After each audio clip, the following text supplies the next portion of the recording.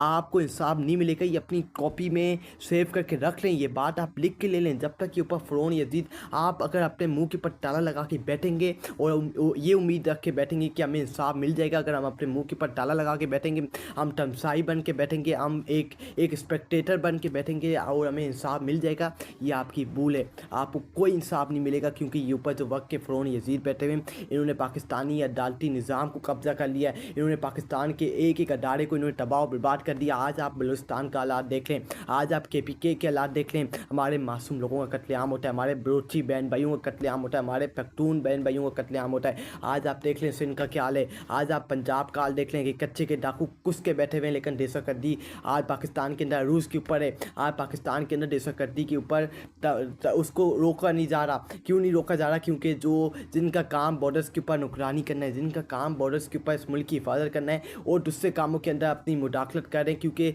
इस वजह से आज मुल्क के अंदर दहशतगर्दी रूस के ऊपर है। इसलिए आप मेरे मासूम बहन भाइयों का, मेरे मासूम लोगों का, मेरे मासूम मुसलमान, मेरे मासूम बलोचियों का, मेरे मासूम पख्तूनों का कत्लेआम हो रहा है और उसको रोका नहीं जा रहा। क्योंकि जो इनका काम बॉर्डर्स के ऊपर नुकरानी करना है, जिनका काम पॉलिटिक्स के अंदर कुछ भी नहीं है, वो पॉलिटिक्स के अंदर घुस के, पॉलिटिक्स के अंदर उंगलियां मार के हमारे निज़ाम को, हमारे अदारों को, हमारे मुल्क को तबाह बर्बाद करें। जिस तरह इस मुल्क के 1971 के अंदर 2 टुकड़े हुए थे, इस मुल्क के 2 टुकड़े करके इस मुल्क को तोड़ा किया था, इस मुल्क को अलग किया गया था। आज बांग्लादेश को अलग किया गया था क्योंकि उनको उनका हक नहीं मिलता था, उनको उनके हकूक़ नहीं दिए जाते थे, उनके हकूक़ के ऊपर डाका मारा जाता था। इसी तरह बलोचियों के साथ किया जा रहा है, उन मासूम लोगों का कत्लेआम किया जाता है। उस मुल्क के अंदर, उस सूबे के अंदर दहशतगर्दी रूस के अंदर है, उधर लोगों को उठाया जाता है, लोगों को गायब कर दिया जाता है, लेकिन किसी को नहीं पता कि कौन है वो, कौन है तलू खान, वो कौन है, वो कौन आलमगीर खान है जो लोगों को उठा के गायब करता है। आज तक नहीं मालूम होता, आज तक दहशतगर्दों का खात्मा नहीं। क्यों नहीं हो रहा ये खात्मा?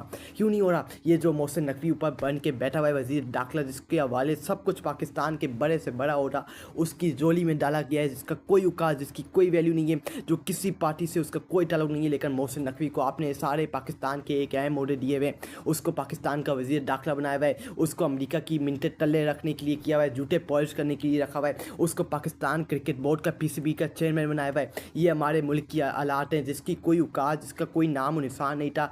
3 से 4 साल पहले उसको ला के पंजाब का नगरा वज़ीर आला बनाया क्या, उसके बाद उसको पाकिस्तान के बड़े से बड़ा ऑर्डर दिया क्या, उसके जोली में डाला क्या, उसने करप्शन किया, हमारे मुल्क का पैसा खाया, उससे अपनी जायदादें बनाई, उसने अपना कारोबार बनाया, उससे इस पैसों से, अवाम के पैसों से आज वो बैठा हुआ है। वो कहता है कि दहशतगर्दी जो इस वक्त बलूचिस्तान और KPK के अंदर हैं, जो दहशतगर्द घुस के बैठे हुए हमारे लोगों का कत्लेआम करते हैं, वो कहता है एक SOHO की मार के ऊपर ये दहशतगर्द खात्मा हो जाएगा। करे ना वो खात्मा, क्यों नहीं खात्मा करे?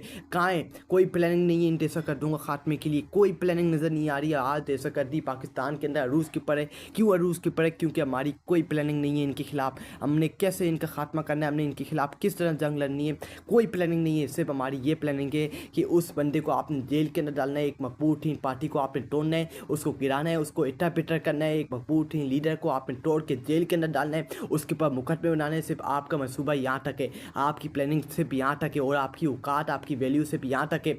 आज आपने इमरान खान को जेल के अंदर डाला हुआ है, वो बंदे को 2 साल होने वाले हैं कि वो बंदा जेल के अंदर है, लेकिन वो इस वक्त की यजीदों और फ़िरौनों की गुलामी कबूल नहीं करेगा। और ना तो वो कर रहे इन वक्त की यजीदों फ़िरौनों की गुलामी कबूल। वो क्यों करे? वो क्यों माफ़ी मांगे? ये कहते हैं कि इमरान खान हमसे माफ़ी मांगे, हम उसको माफ़ कर देंगे। इमरान खान और ये कौम आपसे माफ़ी नहीं मांगेगी। ये अपने कान खोल के अपने जहनों के अंदर ये बात बिठा लें, ये इमरान खान का मुल्क नहीं है, ये 24 करोड़ अवाम का मुल्क है। इमरान खान ने ये जिम्मेदारी नहीं उठाई हुई कि इन वक्त के यजीदों फ़िरौनों के खिलाफ उसने लड़ना है। ये हमारी भी जिम्मेदारी है कि हमने भी इनका मुकाबला करना है, इनके खिलाफ खड़ा होना है, इनकी आंखों में आंखें डाल के बात करना है। ये ओटे कौन है? ये इनके बाप का मुल्क है? नहीं है, इनके बाप का मुल्क नहीं है, ये 24 करोड़ अवाम का मुल्क है।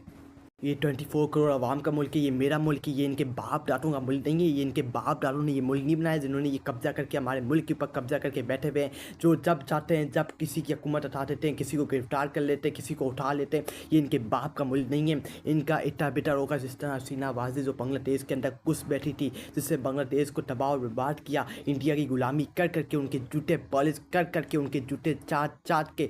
श्रीलंका का वज़ीर आज़म जो 30 साल एक ख़ानदान श्रीलंका के ऊपर कब्जा करके बैठा हुआ हुआ था, श्रीलंका को तबाह और बर्बाद कर दिया, उसकी इकनॉमी को उसका बेड़ा गर्क कर दिया, उसको तबाह और बर्बाद कर दिया। वो किस तरह श्रीलंका की आवाम निकली, बांग्लादेश के नौजवान निकले, श्रीलंका के नौजवान निकले, बुजुर्ग निकला, माई बहनें निकली और उन्होंने अपने मुल्क को हकीकी आज़ादी दिलवाई। पाकिस्तानियों, आप लोगों ने जागना होगा। ये वक्त अगर आप अपने मुल्क के अंदर हकीकी आज़ादी अब आप नहीं जागेंगे तो आपकी जो आने वाली नस्लें हैं उनका मुस्तकबिल भी तबाह और बर्बाद होगा, और इन नौजवानों का जो मुस्तकबिल तो तबाह और बर्बाद हो रहा है। आपने अपनी अगर आने वाली नस्लों का मुस्तकबिल बचाना है, इस मुल्क को बचाना है, इस मुल्क को अपनी आने वाली नस्लों को इनकी गुलामी से बचाना है, तो आपने अपने लिए आवाज़ बुलंद करनी होगी। जुल्म और सितम के खिलाफ आवाज़ बुलंद करनी होगी, इसके खिलाफ खड़ा होना पड़ेगा, इसके खिलाफ आवाज़ बुलंद करनी पड़ेगी। कब तक आप अपने मुंह के ऊपर ताले लगा के चुप करके बैठे रहेंगे और ये सब कुछ तमाशा देखते रहेंगे? कब तक होता रहेगा?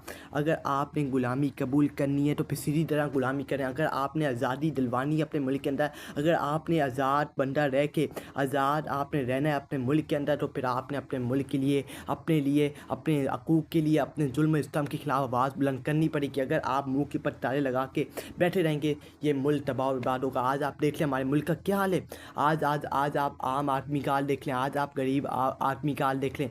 आज गरीब आदमी रुल के मर रहा है, आज उसकी कोई औकात नहीं है, आज उसकी कोई वैल्यू नहीं है। ये लगे हुए अपने इश्तेहार बनाने के ऊपर, ये अपने लगे हुए छापने के ऊपर, अखबार पे अपने आप को छापने के ऊपर, ये लगे हुए अपने आप को मशहूर करने पे, ये लगे हुए अपने ऊपर पैसा लगाने के ऊपर, ये लगे हुए हमारा पैसा खाने पे, हमारा पैसे अपने बैंकों में ट्रांसफ़र कर रहे हैं, अपनी जायदादें बना रहे हैं, अपने कारोबार बना रहे हैं। ये वही लोग हैं जिन्होंने 40 साल, 2 ख़ानदान जो हमारे मुल्क के ऊपर बैठे जिन्होंने 40 साल हमारे मुल्क के ऊपर हुक्मरानी की, लेकिन इन्होंने हमारे मुल्क के लिए कुछ ही किया। सिर्फ इन्होंने ये किया है कि मेरी और मेरी कौम का पैसा चोरी किया है, अपनी जायदादें बनाई हैं, अपने बच्चों का पेट पाला है, लंदन के अंदर फ्लैटें बनाई हैं, दुबई के अंदर इन्होंने मिल्स बनाए हैं, अपना कारोबार सेटल किया, अपनी जायदादें बनाई हैं। पाकिस्तान को ही तबाह बर्बाद करें, ये मेरा और आपका पैसा खा रहे हैं। ये जो कहते हैं ना कि अरबों रुपए की इन्वेस्टमेंट हो गई है पाकिस्तान के अंदर, कई